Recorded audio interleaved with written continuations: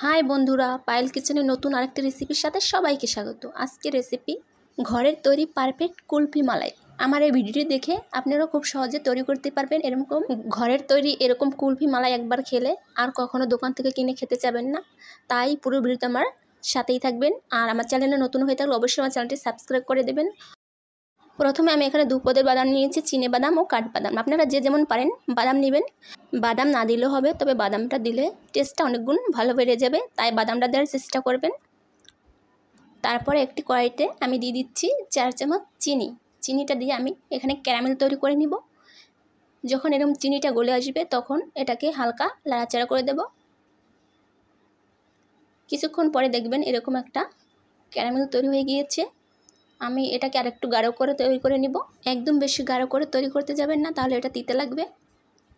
আমার ক্যারামেলটা হয়ে গিয়েছে। এবারে আমি আগের থেকে দুধ গরম করে রেখেছিলাম, আমি সেই গরম দুধ ক্যারামেল মাঝে দিয়ে দেব।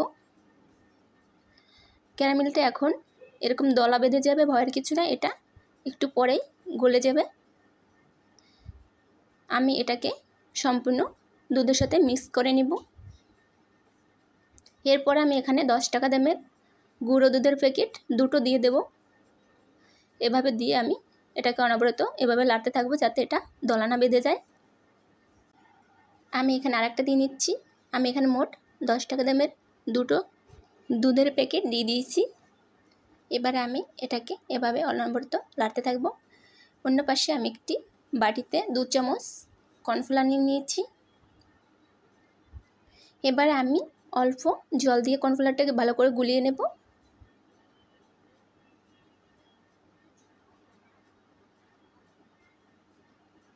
কর্নফ্লাওয়ারটা গোলা হয়ে গেলে আমি এটাকে দুধের ভিতরে দিয়ে দিব। এটা দেওয়ার আগে আমি এটাকে আবার একটু নাড়াচাড়া করে নেব। এবারে এটাকে আমি ঢেলে দেব।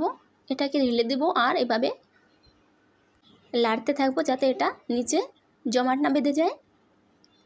এটাকে আমি অনবরত এভাবে লাড়তে থাকবো। আর গ্যাসের পাওয়ারটা আমি মিডিয়ামে রেখে দিয়েছি।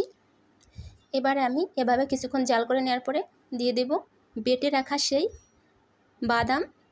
এখানে বাদামটাকে আমি বেটে রেখেছিলাম, আপনারা চাইলে ব্লেন্ডারে গুঁড়ো করেও দিতে পারেন।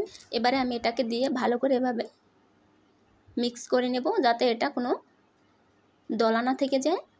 এভাবে আরও কিছুক্ষণ আমি জাল করে নেব। আর এখানে অবশ্যই গ্যাসের পাওয়ারটা একদম নর্মালে রাখবেন। এভাবে কিছুক্ষণ জাল করে নেওয়ার পরে দেখবেন দুধটা অনেকটা ঘন হয়ে গিয়েছে। এবার আমি এর মাঝে দিয়ে দিচ্ছি সামান্য একটু এলাচের গুঁড়ো ফ্লেভারের জন্য। এলাচের গুঁড়োটা দেওয়ার পরে কিছুক্ষণ নাড়াচাড়া করার পরে আমি গ্যাসটা অফ করে দেব।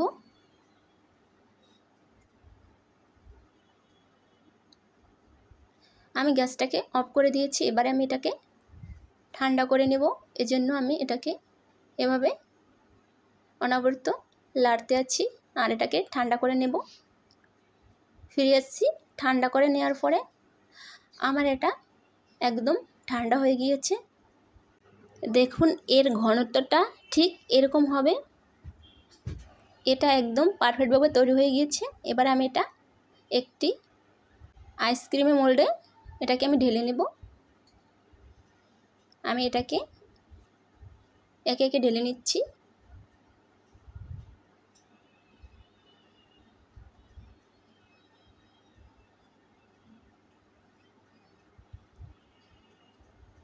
আমার এটা ঢালা হয়ে গিয়েছে। এবারে আমি এটাকে আইসক্রিমের উপরে যে কাঠিটা সেটা দিয়ে আটকে দিচ্ছি।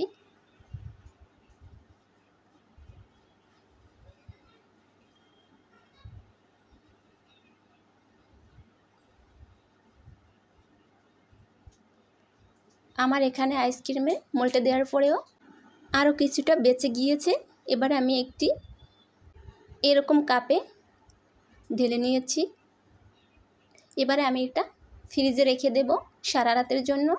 সারা রাত রেখে দেওয়ার পরে ফিরে আসছি পরের দিনে।